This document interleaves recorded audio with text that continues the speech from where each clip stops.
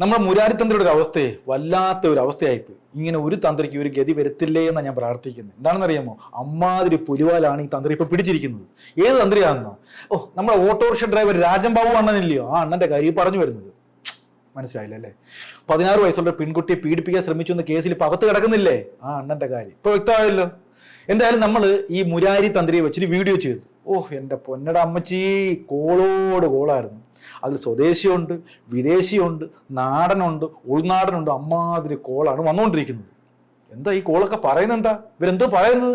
എല്ലാം ഈ മുരാരി കാണിച്ചിട്ടുള്ള കൊള്ളരായ്മകളാണ് പറയുന്നത്. ഇദ്ദേഹം സ്ത്രീലമ്പടനാണ്, കാണിച്ചു കൂട്ടിയ കൊള്ളരായ്മയ്ക്ക് കയ്യും കണക്കുമില്ല, ഒരുപാട് പേരുടെ പൈസ തെറ്റിച്ച്, ഒരുപാട് പേരെ കണ്ണിയിലാഴ്ത്തി എന്നൊക്കെ പറഞ്ഞ് ഒരുപാട് കോളുകളാണ് എനിക്ക് വന്നത്. എന്തായാലും കഴിഞ്ഞ ദിവസം ഇദ്ദേഹത്തിന്റെ തെളിവെടുപ്പെല്ലാം കഴിഞ്ഞു. ആ വരുന്ന വരക്കുമെല്ലാം കണ്ടാൽ തള്ള സഹിക്കത്തില്ല.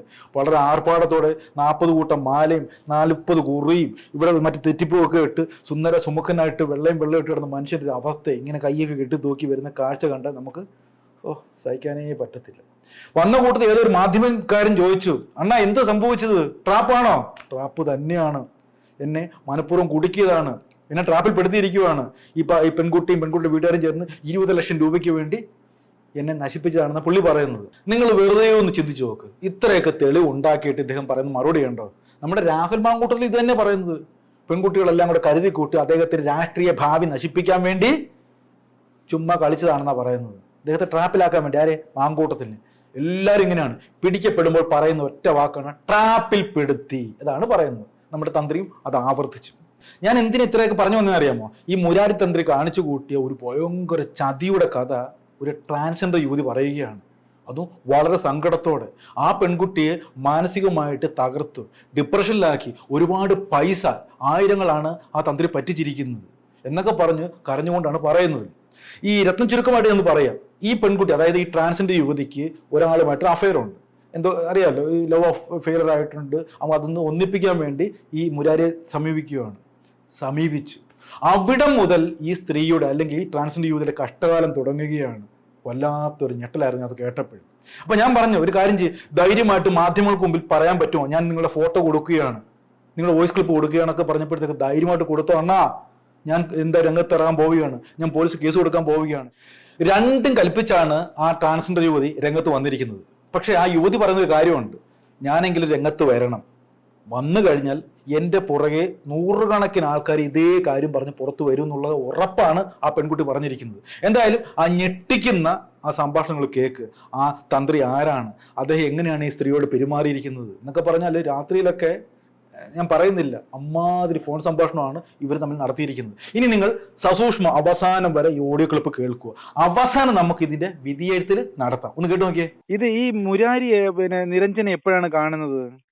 ഇത് മുരാരി എന്നെ കാണുന്നത് 2024 ഞാൻ ഇദ്ദേഹത്തിനെ വിളിച്ചിരുന്നു, കോൾ ചെയ്തിരുന്നു. ഇദ്ദേഹം എടുത്ത് പറഞ്ഞു അങ്ങനെ പൂജ പരിഹാരം, ഞാൻ എന്റെ കാര്യങ്ങൾ പറഞ്ഞു കൊടുത്തായിരുന്നു. അപ്പൊ അതിൽ പറഞ്ഞു നോക്കാന്ന് പറഞ്ഞു. എന്തുവായിരുന്നു മുരാരിയോട് പറഞ്ഞ, എന്തായിരുന്നു ആവശ്യം, എന്തായിരുന്നു? അതെന്റെ പാർട്ട്ണറുമായിട്ടുള്ള ഒരു ഇഷ്യൂസില് ഒരു ബുദ്ധിമുട്ട് വന്നപ്പോ ഞാൻ എന്റെ കല്യാണം നടക്കാതെ വന്നപ്പോ അങ്ങനെ ഒരു സമീപിക്കുകയാണ് ഞാൻ പുള്ളീനെ. ഈ പുള്ളി എന്റെ അടുത്ത് പറഞ്ഞു ഫണ്ട് ഇത്രയും ആകുമെന്ന് പറഞ്ഞു. ഫണ്ട് ഇത്രയാവൂന്ന് പറഞ്ഞോ? ഇത്രയും എമൗണ്ട് ആകുമെന്ന് പറഞ്ഞു. എത്ര എമൗണ്ട് പറഞ്ഞു? എത്രയായിരുന്നു? 20,000 രൂപയോളം ആകുമെന്ന് പറഞ്ഞു. എനിക്ക് ഫണ്ട് അന്നേരം എന്റെ കയ്യിൽ ഉണ്ടായിരുന്നില്ല. അപ്പൊ ഞാൻ അദ്ദേഹത്തിനോട് പറഞ്ഞു ഞാൻ വിളിക്കാം, ഞാനിപ്പോ എൻക്വയറി ചെയ്യുന്നേ ഉള്ളൂ, ഞാൻ പിന്നീട് വിളിക്കാന്ന് പറഞ്ഞു. ഫോൺ കട്ട് ചെയ്തു. അതിനുശേഷം 2025 വന്നപ്പോൾ ഞാൻ ഇദ്ദേഹത്തിന് കോൾ ചെയ്തു. എനിക്ക് കുറച്ച് ബുദ്ധിമുട്ടുകളും മനോവിഷമങ്ങളും ടെൻഷൻസും ഒക്കെ വന്നപ്പോൾ ഞാൻ ഇദ്ദേഹത്തിന് കോൾ ചെയ്തിരുന്നു. അത് ഞാൻ ചോദിക്കാം, അന്നേരം ആദ്യം എത്ര രൂപ കൊടുത്തായിരുന്നു പുള്ളിക്ക്? 5,000 എമൗണ്ട് കൊടുത്തു. 5,000 എമൗണ്ട് കൊടുത്തു. 5,000 എമൗണ്ട് കൊടുത്തു കഴിഞ്ഞപ്പോൾ അദ്ദേഹം പറഞ്ഞു ഇത് പോരാ, ബാക്കി എമൗണ്ടും കൂടെ വേണമെന്ന് പറഞ്ഞിട്ട് 20 ആക്കി തരണമെന്ന് പറഞ്ഞു. അങ്ങനെ 20 തികച്ച് ഞാൻ അദ്ദേഹത്തിന് ഇട്ട് കൊടുത്തു. അപ്പൊ ഈ മുരാരിയോട് സംസാരിക്കുമ്പോഴത്തെ ട്രാൻസ്ജെൻഡർ ആണെന്നൊരു തന്നെയാണ് സംസാരിച്ചു തുടങ്ങുന്നത്. ഇപ്പൊ ഞാൻ അദ്ദേഹത്തിന്റെ അടുത്ത് എന്റെ ഐഡന്റിറ്റി വെളിപ്പെടുത്തിയിട്ടുണ്ടായിരുന്നു. തുടക്കത്തിൽ വെളിപ്പെടുത്തിയിരുന്നു, ഞാൻ ഇന്ന ആളാണ്, ഇത് ഇന്ന പ്രൊഫഷണലാണ്, ഇന്നയാണ് എന്റെ പേര് എന്നൊക്കെ പറഞ്ഞു. എന്ത് പ്രൊഫഷണലി എന്താ വർക്ക് ചെയ്ത്? Makeup artist? മേക്കപ്പ് ആണ്. അതെ, മേക്കപ്പ് ആർട്ടിസ്റ്റ് ആണ്. അദ്ദേഹം എന്റെ അടുത്ത് പറഞ്ഞു ഓക്കെ, അതിനെന്താ, നിങ്ങളെപ്പോലെ ഒരുപാട് ആൾക്കാർ എന്റെ അടുത്ത് വരാറുണ്ട്. പേരൊന്നും ഞാൻ ചോദിക്കാൻ പോയില്ല. പക്ഷെ അദ്ദേഹം ഒരുപാട് പ്ലാൻസ് ഇപ്പൊ മാധ്യമങ്ങൾ തിളങ്ങി നിൽക്കുന്ന ഒരുപാട് ട്രാൻസ്ജെൻഡേഴ്സിന്റെ പേര് പറഞ്ഞു. അതൊക്കെ ഞാൻ പറയാൻ ആഗ്രഹിക്കുന്നില്ല. ഇതിനുശേഷം ഈ പറയുന്ന അദ്ദേഹം പൂജയും കാര്യങ്ങളൊക്കെ നടത്തണമെന്ന് പറഞ്ഞു. പിന്നെ ഇദ്ദേഹത്തിന്റെ ടോക്ക് വീണ്ടും വീണ്ടും പണം തന്നെ ചോദിച്ചോണ്ടിരിക്കുന്നത്. അല്ലെങ്കിൽ ഓക്കെ പണം ചോദിക്കുന്നു. ഓക്കെ, അദ്ദേഹത്തിന്റെ സ്വഭാവം അങ്ങനെയാണല്ലോ. ശേഷം എടുത്ത് പറയുന്നത് എന്താ ഡ്രസ് ഇട്ടിരിക്കുന്നത്, ഏത് രീതിയിലുള്ള ഡ്രസ്സാണ് ഇട്ടിരിക്കുന്നത്, ഒന്ന് വീഡിയോ കോളിൽ വരാമോ? ഞാൻ പറഞ്ഞില്ല. വീഡിയോ കോളിൽ വരാമോ, അത് കാണിച്ചു തരാമോ എന്നൊക്കെ ഇങ്ങനെ ആവശ്യപ്പെട്ടു. അപ്പൊ ഞാൻ പറഞ്ഞു, ഞാൻ അത് കേട്ടപ്പോ തന്നെ ഞാൻ ഫണ്ട് തിരിച്ചു ചോദിച്ചു. ഈ ശരീരം കാണിച്ചു തരാമോ എന്ന് പച്ചയ്ക്ക് ചോദിക്കുവോ അല്ലേ? പച്ചക്ക് തന്നെ ചോദിച്ചു അദ്ദേഹം. അപ്പൊ ഞാൻ പറഞ്ഞു, ഒന്ന് എനിക്ക് എന്റെ ഫണ്ട് തിരിച്ചു തന്നേക്കും. കാര്യം അത് ഇങ്ങനെ ചോദിക്കുമ്പോൾ അയാളൊരു ശരിക്കുള്ള ഒരു തന്ത്രിയാണെന്ന് എനിക്ക് വിശ്വസിക്കാൻ പറ്റുന്നില്ല. കാരണം എന്ന് വെച്ചാല് അദ്ദേഹം ഇങ്ങനെ ഒരു തന്ത്രി ചോദിച്ചു, ഒരു അമ്പലത്തിലെ ഒരു തന്ത്രി ഇങ്ങനെ ചോദിച്ചോ? അല്ല, എപ്പോഴാണ് പുള്ളി സംസാരിക്കുന്നത്? രാത്രിയിൽ എല്ലാവരും ഉറങ്ങി കഴിഞ്ഞിട്ടാണ് എപ്പോഴാണ് നിങ്ങൾക്ക് സംഭാഷണം? രാത്രിയിലാണ് വിളിക്കല്, പകല് വിളിക്കരുതെന്ന് എന്റെ അടുത്ത് ആവശ്യപ്പെട്ടിട്ടുണ്ട്. പറഞ്ഞു രാത്രി എല്ലാവരും ഉറങ്ങി കഴിഞ്ഞിട്ടാണ് വിളിക്കുന്നത് അല്ലേ? ഞാൻ പൂജയിലാണെന്നൊക്കെ പറഞ്ഞ് കുറെ പിക്കുകൾ അയച്ചു തരും. അപ്പൊ ഈ രാത്രി സംസാരിക്കുമ്പോൾ ടോക്ക് മാറുകയാണ്, വിഷയം മാറുകയാണ് അല്ലേ? സെക്സ് ആണ് പറയുന്നത്. സെക്സ് ആണ് ഫുള്ള് പറയുന്നത്. ഫുള്ള് പറയുന്നത് സെക്സ് തന്നെയാണ്. യാതൊരു മനസ്സിലാക്കാതെ വെച്ചാൽ എന്ത് ഡ്രസ് ആയിട്ടിരിക്കുന്നത്, ശരീരഭാഗം കാണിക്കാൻ പറ്റുമോ, വീഡിയോ കോളിൽ കാണിച്ചു. എന്നിട്ട് ഇയാള് വീഡിയോ കോൾ ചെയ്യുക. വീഡിയോ കോൾ ചെയ്യുക. ഞാൻ കട്ട് ചെയ്ത് വിടും, വീണ്ടും വിളിച്ചോണ്ട് ഞാൻ കട്ട് ചെയ്ത്. അപ്പൊ എന്റെ അടുത്ത് ദേഷ്യപ്പെട്ട്, നിങ്ങൾ പിന്നെ ഇങ്ങനെ വീഡിയോ കോൾ ചെയ്യാതിരുന്നാല് എങ്ങനെയാണ് എനിക്ക് നിങ്ങളുടെ ശരീരഭാഗം കാണണ്ടേ, എന്നാലല്ലേ നമുക്ക് ഒരു കാര്യങ്ങൾ ചെയ്യാൻ പറ്റുള്ളൂ. ഞാൻ പറഞ്ഞു, ഇനി എന്റെ ഫണ്ട് ഇങ്ങനെ തിരിച്ചു തന്നേക്കാന്ന് പറഞ്ഞു. അപ്പൊ എന്നെ ഭീഷണിപ്പെടുത്തി, ഈ ഫണ്ട് തന്നാ നിന്നെ ഞാൻ, ഈ ഫണ്ട് നീ തിരിച്ചു ചോദിച്ചാ നിന്നെ ഞാൻ ഇല്ലാതാക്കുമെന്ന് പറഞ്ഞിട്ട് ഒരുപാട് ഭീഷണി വന്നിട്ടുണ്ട് അല്ലേ? ഞാൻ പറഞ്ഞു, ഇത് വേണ്ടപ്പെട്ട ആൾക്കാരെ ഞാൻ അറിയിക്കുന്നപ്പോ, ഇത് അറിയിച്ചു കഴിഞ്ഞാൽ നിനക്ക് തന്നെ ബുദ്ധിമുട്ട് വരുള്ളൂ.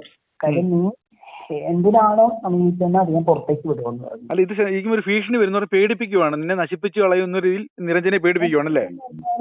സെക്സ് തന്നെ പറയുന്നത് ശരീരഭാഗം കാണിക്കൂ, നമ്മുടെ ശരീരത്തിൽ ഉണ്ടാകുന്ന ഭാഗങ്ങൾ വീഡിയോ കോളിൽ കാണിക്കുക എന്നാണ് ആവശ്യപ്പെട്ടത്. പിന്നെ നിങ്ങൾ സ്നേഹിക്കുന്ന ചെക്കനുമായിട്ട് വഴങ്ങാത്തത് കൊണ്ടാണ് നിങ്ങൾക്ക് ഇങ്ങനെ ബുദ്ധിമുട്ടുകൾ വരുന്നത്. നിങ്ങൾ അവരുമായിട്ട് വഴങ്ങി കൊടുത്ത് പിന്നെ നിങ്ങൾ ഇങ്ങനെയൊന്നും നടക്കേണ്ട ആവശ്യം വരില്ല. അത് കേൾക്കാനും പുള്ളിക്ക് ഒരു സുഖമുണ്ടല്ലേ? അത് കേൾക്കുമ്പോൾ ഭയങ്കര ഒരു സന്തോഷത്തോടെ അയാൾ സംസാരിക്കലേ, തിരിച്ചെന്താ സംസാരിക്കലേ. എന്ന് പറയുന്നത് നമ്മുടെ കാമുകനായിട്ട് ബന്ധപ്പെടുന്ന കാര്യങ്ങളൊക്കെ പുള്ളി ചോദിച്ച് എങ്ങനെ ചെയ്യേണ്ടത് ഇതൊക്കെ പുള്ളി പറഞ്ഞ് മനസ്സിലാക്കി തരുവാണോ? തീർച്ചയായിട്ടും. ഞാൻ ഫോൺ ട്രോപ്പ് ചെയ്ത് കളയുവാണ് പുള്ളിയുടെ. വീണ്ടും കോൾ ചെയ്തുകൊണ്ടിരിക്കുവാണ്. എന്നിട്ടും മലയാളത്തിൽ എഴുതി വിട്ടു, എവിടെ ഞാൻ സോറി, ഞാൻ അങ്ങനെ പറഞ്ഞതല്ല. ഞാൻ പറഞ്ഞു, ഒരു തന്ത്രിയും ഇങ്ങനെ പറയത്തില്ല. ഞാൻ ജെന്യൂനാണെന്ന് വിചാരിച്ചാണ് നിങ്ങളുടെ നമ്പർ ഇൻസ്റ്റയിൽ കണ്ട് കോൾ ചെയ്തത്. പക്ഷെ നിങ്ങളുടെ സംസാരമൊക്കെ ആദ്യം വളരെ നല്ല രീതിയിൽ തന്നെ സംസാരിച്ചത്, പിന്നെ രീതികൾ മാറാൻ തുടങ്ങി. അദ്ദേഹം ഈ പറയുന്ന മാക്സിമം ശാരീരികമായിട്ടുള്ള ആവശ്യത്തിന് വേണ്ടി ബന്ധപ്പെടുന്ന രീതിയിൽ സംസാരിച്ചായിരുന്നു. അത് തന്നെയാണ്. അതല്ല ഞാൻ ചോദിക്കുന്നത്, ശരീരഭാഗം കാണുന്നതിനുപരിയായിട്ട് നിരഞ്ജനമായിട്ട് ബന്ധപ്പെടുന്ന രീതിയിൽ എന്തെങ്കിലും സംസാരിച്ചായിരുന്നോ? ബന്ധപ്പെടുന്ന പോലെ പറഞ്ഞായിരുന്നോ? അയാൾ പറഞ്ഞു, ഇങ്ങനെ ചെയ്യണം, എന്റെ ഭാഗം ഞാൻ വേണമെങ്കിൽ അയച്ചു തരാം, എന്റെ സംഭവം ഞാൻ അയച്ചു തരാം, ഫോണിലേക്ക് പിക്ക് അയച്ചു തരാന്ന് പറഞ്ഞിട്ട്. അപ്പൊ ഞാൻ പറഞ്ഞു, എനിക്കിതിന്റെ ആവശ്യമൊന്നും ഇല്ല എന്ന് പറഞ്ഞാൽ ഡ്രോപ്പ് ചെയ്ത് വിടുക, കോള് ഡിസ്കണക്ട് ചെയ്ത് വിടുവാണ്. കാര്യം പോയ പൈസ പോയി. ഞാനത് ഭഗവാന് കൊടുത്തേട്ട് എന്നെ കണക്ക് കൂട്ടി. പക്ഷെ പൈസയുടെ അല്ല, എന്നെ മാനസികമായിട്ട് നല്ല രീതിയിൽ വിഷമിപ്പിച്ചു. ഇദ്ദേഹത്തിൽ 1% പോലും ഒരു ദൈവികത ഉണ്ടെന്ന് തോന്നുന്നില്ല അല്ലേ? ഇല്ല, ഒന്നുമില്ല. കാരണം എന്ന് വെച്ചാൽ അയാള് പറയുന്ന മുഴുവനും കള്ളവാ. കാരണം വെച്ചാല് എന്റെ അടുത്ത് ഫോണിൽ കൂടെ പറഞ്ഞു, ഞാനിത് പരിഹാരത്തിൽ വെച്ചിട്ട് നിരഞ്ജനന് ഇത്ര മണിയാകുമ്പോ വിളിക്കും, ഞാൻ അങ്ങോട്ട് പറയുന്ന മാത്രമേ ഇങ്ങോട്ടൊന്നും പറയരുതെന്ന് പറഞ്ഞു. അപ്പോഴത്തേക്ക് എന്റെ അടുത്ത് ഇങ്ങനെ ഓരോ ചോദ്യങ്ങൾ ചോദിക്കുമ്പോ ഇത് കറക്റ്റ് അല്ലേ, ഇങ്ങനെ കറക്റ്റ് അല്ലേ, അങ്ങനെ കറക്റ്റ് അല്ലേ എന്നൊക്കെ ചോദിക്കുമ്പോ ഞാൻ പറയും ഇതെല്ലാം റോങ് ആണ്. അയാൾ പറയുന്നതൊന്നുമല്ല എനിക്കിവിടെ സംഭവിച്ചിരിക്കുന്നത്.